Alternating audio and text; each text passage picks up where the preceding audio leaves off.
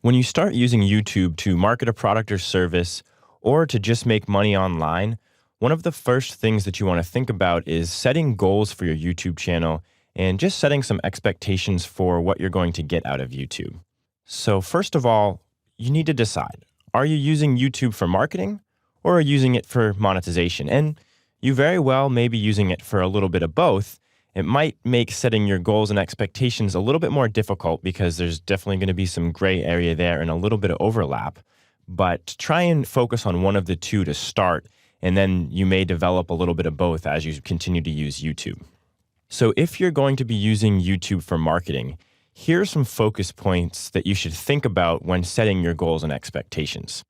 One of the most important things in marketing in general, and especially using YouTube for marketing, is brand recognition. So when you're uploading your content to YouTube, you want to make sure that the users know what product or service is being promoted, what the company is, and where they can go to find out more information, whether it's a website or a social media channel, something related to the brand.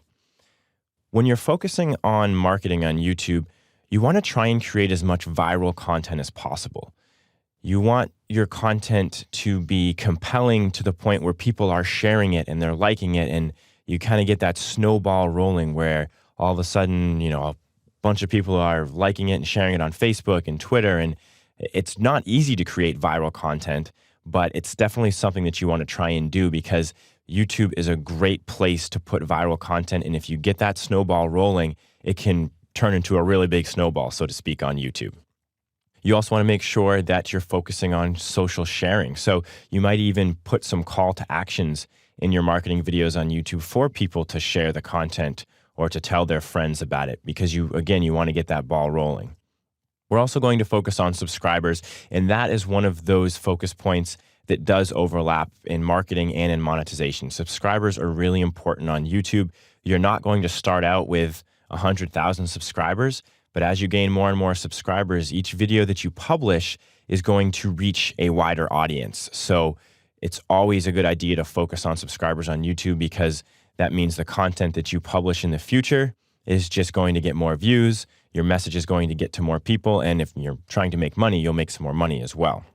But let's talk about monetization specifically on YouTube and what some of those focus points should be. So for monetization, we want to produce content that provides value to the end user. And value comes in a number of different ways. It might be solving a problem for a user, or it might be just producing something funny and it's providing value to the user because it's taking a little bit of stress away from their busy Monday morning, something like that. But you always want to be providing value, especially when we're talking about monetization. Again, that subscribers aspect of YouTube comes up. If you're trying to make money on YouTube, the more subscribers you have, the more money you're going to make.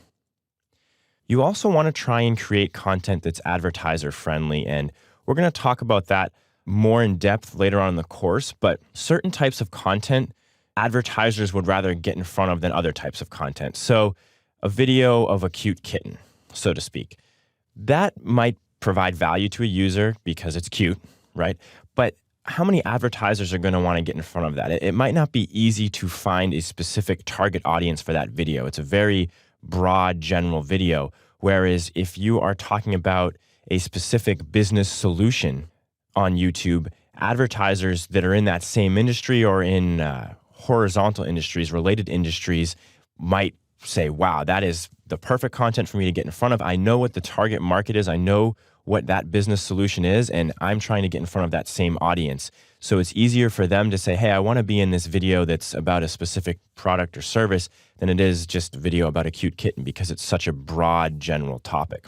So when you're looking to monetize on YouTube, you want to try and create content that advertisers are going to want to get in front of.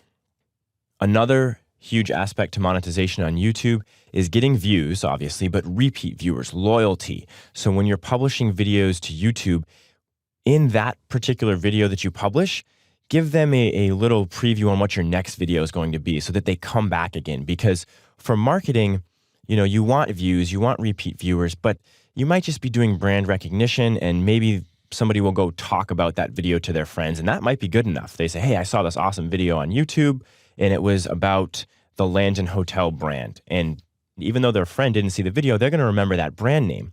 But if you're looking to make money on YouTube, having somebody talk about a video, unless their friend goes and actually views the video, isn't going to make you any money. So you really want to focus on getting repeat viewers and building that loyalty on YouTube, those subscribers. It's really, really important.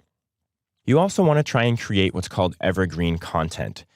Evergreen content is content that never gets old. In 5 years, that content will be just as relevant as it is today. Because if we're trying to make money and we're producing content that is going to be outdated tomorrow, we might make a little bit of money on that video today, but when tomorrow comes, that video's out of date. We're not going to make any more money off of it. So focusing on evergreen content, content that never gets old, is really important for monetization on YouTube.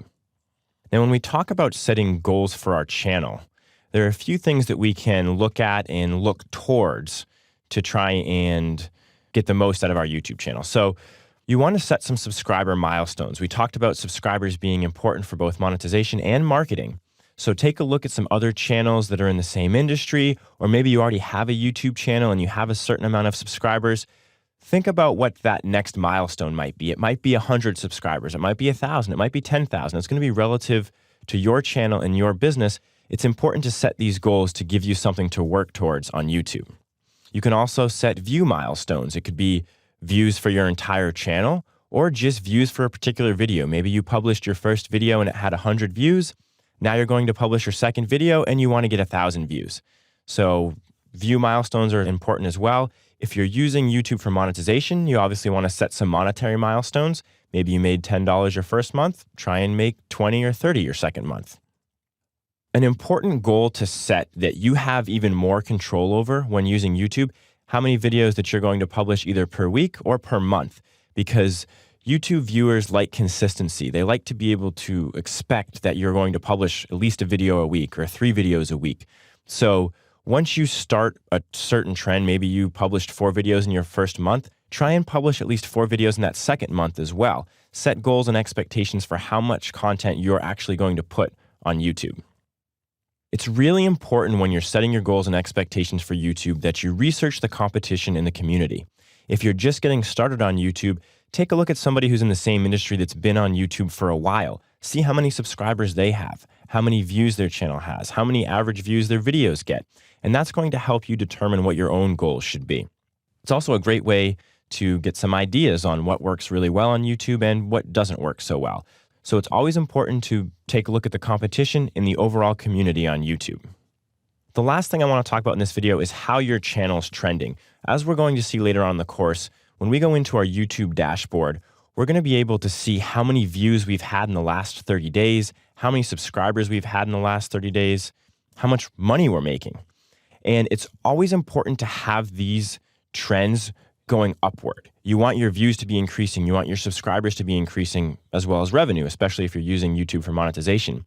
So when we're talking about setting these goals, we can say, okay, we've gained 300 subscribers in the last 30 days. Let's try and gain 500 in the next 30 days.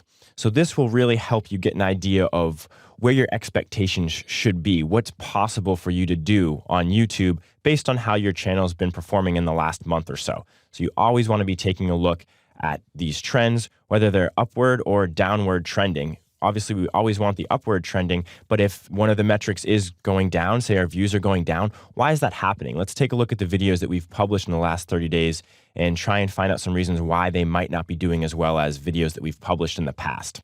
So again, it's important to make sure that you're setting clear goals and expectations for your channel on YouTube.